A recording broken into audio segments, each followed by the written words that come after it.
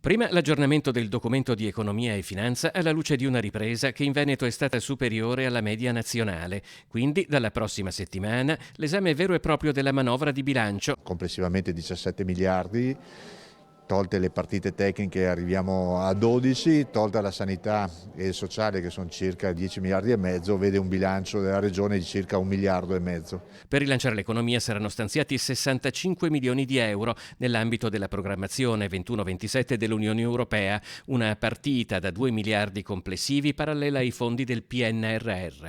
Ma la parte del leone ovviamente per la sanità. Per garantire livelli di assistenza assoluti ai nostri veneti, per fare in modo che tutti i veneti possano essere curati nel miglior tempo possibile.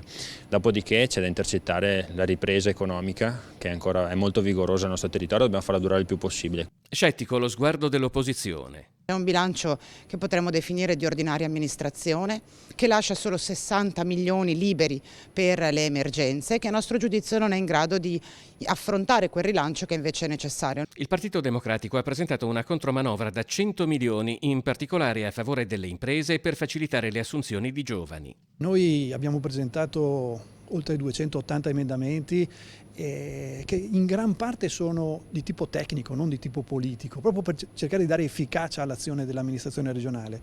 Più in generale sono tante le proposte alla manovra di bilancio che arriveranno dai partiti che compongono il Consiglio regionale, sia dalla parte della maggioranza che dell'opposizione. Attenzioni nei confronti delle nostre famiglie, della natalità, dei giovani, dello sport e ovviamente delle imprese. Sto pensando al sociale.